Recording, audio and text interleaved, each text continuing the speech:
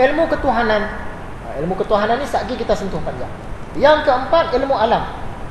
Sebahagian daripada ilmu alam ni dia bersalahan dengan syarak dan agama yang benar. Itu adalah kebodohan, bukan ilmu pengetahuan, sehingga dimasukkan dalam bahagian-bahagian ilmu. Sekarang kita nak masuklah kitab Muqif Minad Dolal. Dalam kitab Muqif Minad Dolal ni, Imam Al-Ghazali dia cerita tentang ahli falsafah lebih detail berbanding kitab Ihya. Kalau nak detail lagi, Imam Ghazali ada karang satu kitab tebal, Tahafut Al-Falasifah. Tu kitab untuk lawan ahli falsafah saja. Tu kitab yang lagi besar. Saya pun tak ada kitab tu. Jadi kita tengok yang ada pada kita kitab Muqif sajalah. Muka surat 4. Ketahuilah, sekalipun mereka, yakni ahli-ahli falsafah, terdiri daripada beberapa kumpulan, tetapi bolehlah dibahagikan kepada 3 sahaja. Ahli falsafah ni banyak aliran, tapi bolehlah kita kecilkan jadi 3 kumpulan saja. Yang pertama Dahriyun, yang kedua Tabi'iyun, yang ketiga Ilahiyun. Mula-mula kita tengok golongan Dahriyun dulu. Macam mana corak pemikiran mereka ni. Orang golongan Dahriyun ini sekumpulan orang-orang zaman dahulu yang menafikan adanya Allah sebagai pencipta yang mentadbir. Pentadbir alam ini yang mengetahui dan berkuasa. Mereka berpendapat bahawa alam ini wujud dengan sendiri, sebagaimana kejadian haiwan itu berasal daripada nuftah, iaitu air mani, manakala nuftah itu sendiri berasal daripada haiwan, dan begitulah seterusnya. Dan mereka ini ialah golongan zindiq. Macam ahli matematik tu tadi lah. Orang zaman dulu-dulu yang tak ada agama tu, dia kaji-kaji melalui matematik, keputusan dia Tuhan tak ada.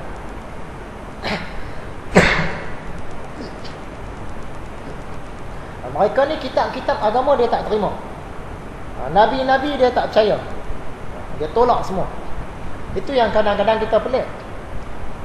Saya ada jumpa beberapa orang, mereka ni berfaham Salafiyah Wahabiyah. Jadi dia belajar tauhid. Tauhid uluhiyah, tauhid rububiyah. Tauhid rububiyah ni kita mengaku Tuhan ada. Tauhid uluhiyah, selain daripada kita mengaku Tuhan ada, kita sembah Tuhan tu. Jadi orang Islam dia tauhid rububiyah dengan tauhid uluhiyah. Sedangkan orang bukan Islam tauhid rububiyah saja. Maksudnya mereka ni mengaku memang ada pencipta alam ni, tapi mereka sembah selain daripada Allah. Tu ada pula entah macam mana pelajaran dia kata semua orang kafir berada dalam tauhid rububiyah. Maksud dia semua orang kafir percaya Tuhan memang ada, cuma mereka sembah selain daripada Tuhan. Saya kata tak tepat pandangan ni. Mungkin itu sebahagian pandangan mereka, sebahagian orang, bukan semua orang. Sebahagian orang yang berfaham tu. Dia kata mana pula semua orang bukan Islam semua ada tauhid, tapi tauhid rububiyah. Maksud dia mereka ni percaya memang ada pencipta, memang ada Tuhan. Habis tu yang etis yang menolak Tuhan macam mana? Dah dia tak boleh jawab. Maksud dia bukan semua orang kafir tauhid rububiyah. Ada yang tak bertauhid langsung.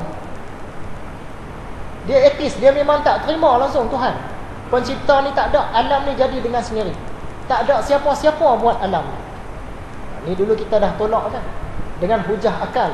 Kalau hujah daripada Al-Quran memang ada. Tapi ulama-ulama dulu dia bijak. Selain daripada hujah Al-Quran, dia guna juga hujah akal fikiran. Sebab kadang-kadang mereka nak berdakwah kepada raja-raja zaman dulu. Kalau dia bawa kitab Quran, raja-raja dengan dia punya tok-tok sami tu tak terima. Kami tak percaya kitab-kitab ni. Kalau kami percaya dah tentu kami masuk agama kamu.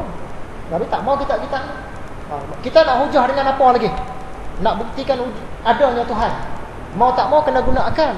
Sebab tu ulama dulu dia bagi dalil daripada nas dan dalil daripada akal. Kalau dengar Al-Quran tak boleh pergi, ada senjata kita simpanan, hujah akal. Golongan yang macam ni kita boleh tanya soalan. Katakanlah suatu hari kita berjalan sampai ke kutub utara, tiba-tiba kita jumpa satu rumah kayu, elok dengan tingkap, dengan rumah, dengan bahagian dalam, dengan dapur, dengan kantin semua, no dekat kutub utara. Kalau ikut akal fikiran kita, adakah rumah tu dia jadi dengan sendiri dia? Ataupun ada tukang yang berakal yang buat rumah tu? Masa ni dia tentu akan jawab, mana boleh rumah tu jadi dengan sendiri. Rumah yang tersusun cantik, siap dengan tingkap, dengan dapur, dengan parking, dah tentu ada tukang buat. Dan tukang buat ni yang berakal, yang ada ilmu. Kalau beruang kutub, dia tak boleh buat rumah. Dia mungkin longgok kayu, tak boleh jadi rumah siap dengan tingkap, dengan ukuran 4 segi cantik, dengan serombong semua. Beruang kutub tak boleh buat, penguin tak boleh buat, burung camar tak boleh buat.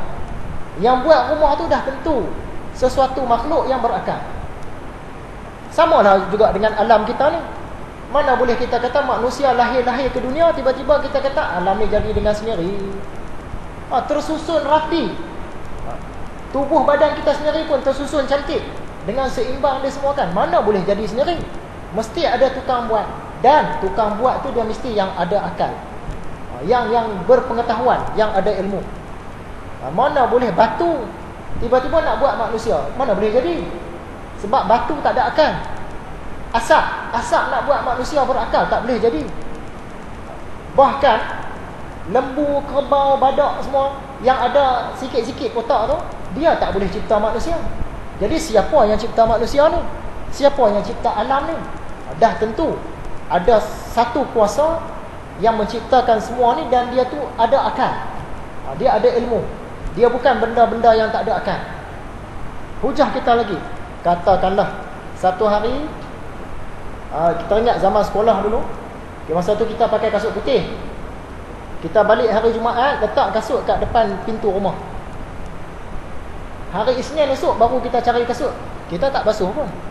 Cari-cari kat depan pintu rumah tak ada. Mak, mana kasut saya ni? Mak kita pun entah ke mana-mana pergi kan. Mana kasut aku ni? Jumaat lepas letak kat depan ni lah, kat tangga ni. Cari jumpa kat pintu dapur. Siap letak atas tangga elok, siap dah basuh, dah berkapur dah. Jadi pada fikiran kita, logik akal kita, adakah kasut ni tadi dia sendiri dia bergerak, dia pergi basuh diri dia sendiri, dia duduk kat pintu belakang? Mustahil. Dah tentu ada satu kuasa yang ada akal. Dia ambil kasut ni, dia pergi basuh, dia sapu kapuk, dia letak susun elok di tangga belakang. Macam tu juga alam ni. Kita lahir-lahir saja tengok alam dah siap. Kalau ahli falsafah, alam ni jadi dengan sendiri. Macam mana jadi sendiri? Gas-gas, asap-asap, debu-debu, atom-atom, zarah-zarah, dia bercampur, bergaul semua, dia bentuk alam. Lepas tu alam ni tadi dia bentuk planet-planet. Planet-planet pula bentuk pula haiwan-haiwan dengan tumbuhan. Lepas tu batu bata dengan atmosfera bentuk pula manusia. Semua jadi sendiri. Mana boleh jadi sendiri? Contoh, kita bagi contoh lagi. Kita balik-balik ke rumah, tengok-tengok, angkat tudung saji, dah siap dah. Dengan nasi, dengan air, dengan lauk, 3 macam. Logik fikiran kita, bila dah siap, sempurna, cantik macam tu, adakah dia boleh jadi dengan sendiri? Mustahil boleh jadi dengan sendiri. Melainkan ada tukang tolong buat. Dan tukang ni ada akal. Dia ada pengetahuan. Sama macam alam. Bila alam ni dah teratur dengan sedemikian cantik, termasuklah diri kita ni, sudah tentu ada yang menjadikan. Mana boleh jadi dengan sendiri? Dan yang menjadikan kita tu pula ialah yang ada pengetahuan, ada akal. Mana boleh benda yang tak ada pengetahuan, tak ada ilmu, tak ada akal, dia ciptakan manusia yang berakal? Mana boleh? Macam kita bagi tahu tadi lah, segala batu, segala kerusi, segala asap, segala angkasa lepas, segala meteor, mana boleh cipta manusia yang berakal? Kot-kot dia cipta sama-sama dia boleh. Kot-kot lah. Dia nak cipta satu makhluk berakal, mustahil. Lembu, kambing, kerbau, badak air, zirafah semua, mana boleh cipta satu makhluk yang berakal, iaitu manusia. Jadi siapa yang ciptakan manusia? Tentu lebih hebat daripada semua itu lagi. Dan dia ada pengetahuan, ada ilmu, ada akal. Tapi bukanlah akal macam kita. Jadi yang menciptakan makhluk yang berakal, sudah tentulah yang ada akal juga. Itulah Tuhan. Tapi sebahagian ahli falsafah, golongan Dahriyun ni tadi, dia kajian dia sekerat je. Dia kata semua jadi dengan sendiri. Dia kaji semua jadi dengan sendiri. Jadi Tuhan tak ada.